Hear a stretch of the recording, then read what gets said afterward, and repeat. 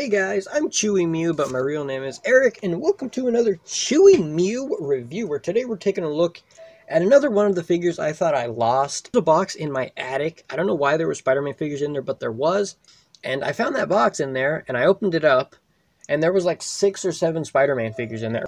And that is the Spider-Man 3 Sandman Build-A-Figure Wave Symbiote Spider-Man from the Spider-Man movie. And honestly, I think this figure is kind of bad. Sadly, this is the only Spider-Man 3 black suit figure that we got, other than like the 5-inch scale that Hasbro released originally that were like this tall. They were like really short compared to regular figures. And this figure is disappointing for a multitude of reasons. The first reason, and the biggest reason in my opinion, being he's short. So this is like a typical 6-inch scale Spider-Man figure. The other issue is the articulation is really bad. There's the face. Honestly, it looks very like cheapy looking. Like this was back when Hasbro didn't really know what they were doing still. They were still guessing with figures, and you notice there's a crack here. And that's because, as a kid, the neck ended up breaking off of this guy.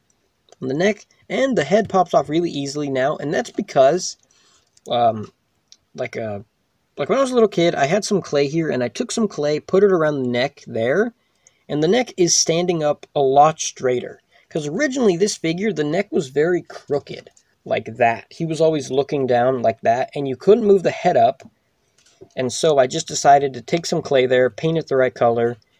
I broke off this joint here, this piece here on the back, or that piece, yeah, like this neck piece here on the back. I put it straighter up. That way the figure stands up more straight. Sanded down some of the shoulders because the arms could only go up like that high. And this arm could go up a little higher. And you can't really get much posability out of that. Also, these arms are really, really, really tight.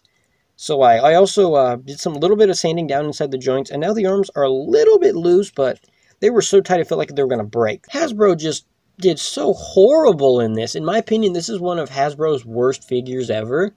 I still think if you see it on its own like that, if you see it on its own from a distance, it does look pretty good.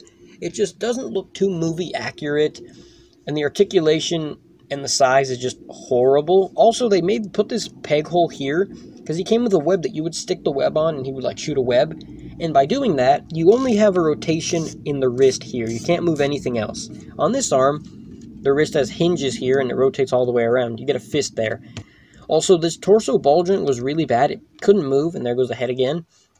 It couldn't move that much, and so I did some sanding down inside of it so you can get a little more motion. Because before, when you moved it, it would only do that. That's like all it did, and that's all it could do. The legs, the way they did them, it's like where you have to turn the joint and then kick it and then rotate it. And if you want to kick the leg out, you have to rotate it around to do that. Like that weird articulation, I'm not against that. I just prefer the regular one where you can just kick the leg any direction you want without having to like rotate joints. I think that's totally fine. But they made it so bad that the legs could only go up like that high. He couldn't do the splits at all, but now he can do the splits. So what I did was I cut off some of the plastic here. It looks a little bad, but I think it looked bad before. It looked like very pointy. It was like pointy here. I feel like Hasbro didn't try with this figure. I feel like they just were like, okay, just make a weird body and there you go, bow.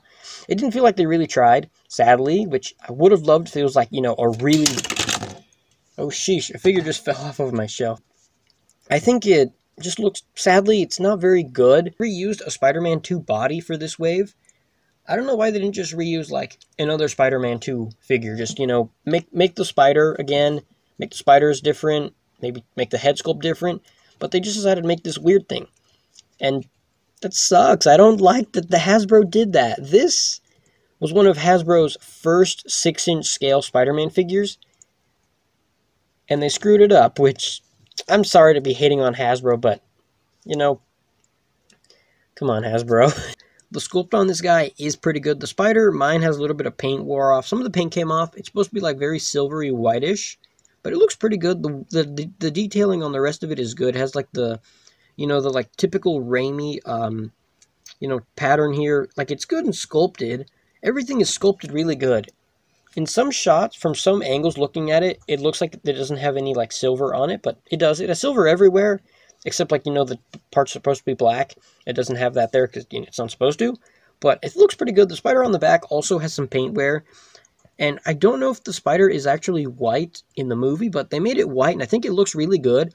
Even though I didn't like how this looked, even since I was little, I thought this was still a really, really fun figure to play with. The head has a ball joint, which, because the way I put the clay, the head comes off really easy, but you can still rotate it all the way around. You technically can. On the original one, you could only go left and right. You could go down a lot, but you couldn't go up much. The torso has like a ball joint, which it's a lot better after I did some sanding down. It works pretty good. A lot of good motion in there. The arms rotate all the way around. They now, with the custom bits, they go up pretty high. This left one still goes up higher, but if you put them to go the other direction, this arm goes farther out than that one. I don't know why, but it does. Single bend in the elbow, rotation here in the elbow too, rotation in this wrist, and a hinge in the wrist too. This one only rotates all the way around, which is still nice. The legs kick out. He can do the splits, which originally the figure couldn't do the splits until I did some customizing to it. And like I said earlier, you bend the joint to kick it forward, and it goes back really good. That's the one good thing of that joint, that it goes back really far. And I like that. I'm trying to get the leg back there. And then double bend in the elbow, good double bend. And the foot doesn't tip forward too much, but it goes back about 90 degrees. And so, yeah, there we go. Just that all the like articulation deficiencies, I think would be okay if he was just bigger. But either way, I'm kind of sad to hate on the figure, but either way, I will see you guys in the next review. Let me know what you think about this figure, and I will see you guys in the next review. You're trash. Oh, that sucks.